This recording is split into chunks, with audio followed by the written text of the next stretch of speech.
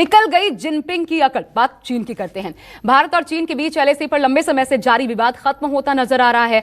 आज राज्यसभा में रक्षा मंत्री राजनाथ सिंह ने ऐलान किया कि पैंगोंग झील के पास विवाद को लेकर भारत और चीन के बीच समझौता हो गया है। दोनों ही देश अपनी अपनी सेनाओं को इस समझौते के तहत पीछे हटाना शुरू कर चुके हैं। राजनाथ सिंह के इस बयान से चीन की ओर से भी इससे पहले बयान जारी किया गया। आपको बता दें, इसमें चीनी सैनिकों के पीछे हटने की बात कही गई थी। रक्षा मंत्रालय चीन का, जिसने बयान जारी कर कहा पीछे हटा रहे हैं। आपको एक रिपोर्ट दिखाते हैं।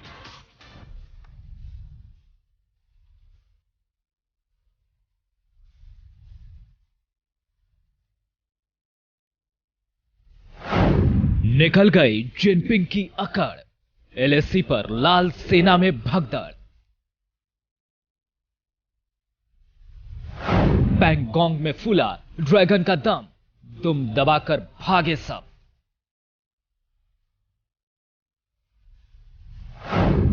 चीन सरकार का दावा, अब सुधर जाएगा रिश्ता।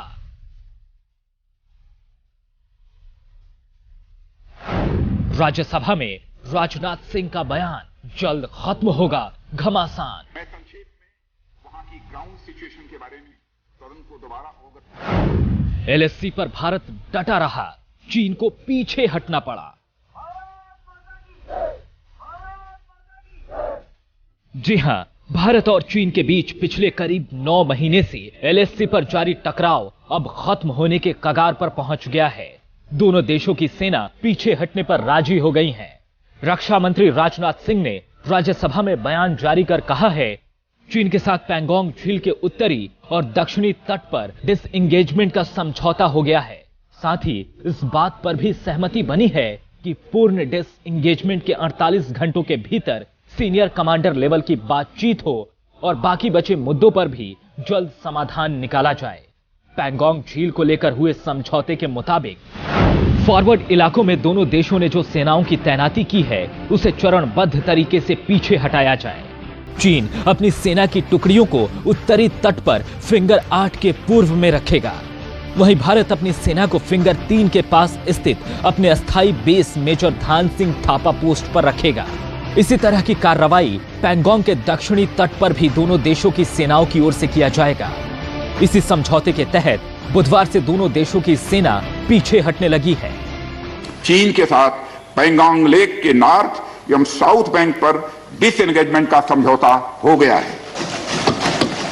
और इस बात पर भी सभापति महोदय इस बात पर भी सहमत हो गई है कि पैंगोंग लेक से पूर्व पैंगोंग लेक से पूर्ण डिसएंगेजमेंट के 48 आवर्स के अंदर सीनियर कमांडर स्तर की बातचीत हो तथा बाकी बचे हुए मुद्दों पर हल निकाला जाए। पैंगोंग लेक एरिया में चीन के साथ डिसएंगेजमेंट का जो समझौता हुआ है, उसके अनुसार दोनों पक्ष फॉरवर्ड डिप्लॉयमेंट को phased, coordinated and verified manner में हटाएंगे। चीन अपनी सेना की टुकड़ियों को नॉर्थ बैंक में फिंगर 8 के पूरब की दिशा की तरफ रखेगा और इसी तरह भारत भी अपनी सेना की टुकड़ियों को फिंगर 3 के पास अपने permanent base Dhan Singh Thapa post पर रखेगा। इसी तरह की कार्रवाई साउथ बैंक एरिया में भी दोनों पक्षों द्वारा की जाएगी। ये कदम आपसी समझौते के तहत बढ़ाए जाएंगे तथा जो भी निर्माण आदि दोनों पक्ष द्वारा अप्रैल 2020 से नॉर्थ एंड साउथ बैंक पर किया गया है, उन्हें हटा दिया जाएगा और पुरानी स्थिति कायम कर दी जाएगी।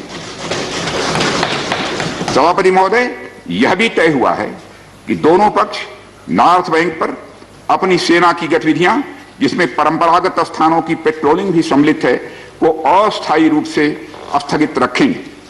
पेट्रोलिंग तभी शुरू की जाएगी जब सेना एवं रणनीतिक स्तर पर यानी डिप्लोमेटिक लेवल पर आगे बातचीत करके समझौता बनेगा। इस समझौते पर कार्रवाई कल से नॉर्थ एंड साउथ बैंक पर प्रारंभ हो गई है। यह उम्मीद है इसके द्वारा पिछले साल के गतिरोध से पहले जैसी स्थिति बहाल हो जाएगी। चीन के साथ जारी विवाद पर बोलते हुए राजनाथ सिंह ने यह भी कहा कि दोनों देशों के बीच सीनियर कमांडर स्तर की 9वें दौर की बातचीत हो चुकी है और ये आगे भी जारी रहेगी। साथ ही रक्षा मंत्री ने यह भी कहा कि हम अपनी 1 इंच जमीन भी किसी को नहीं देंगे। फ्रिक्शन क्षेत्रों में डिसएंगेजमेंट के लिए भारत का यह मत है कि 2020 की फॉरवर्ड डिप्लॉयमेंट जो एक दूसरे के बहुत नजदीक हैं वे दूर हो जाएं और दोनों सेनाएं वापस अपनी अपनी स्थायी या मान्य चौकियों पर वापस लौट जाएं।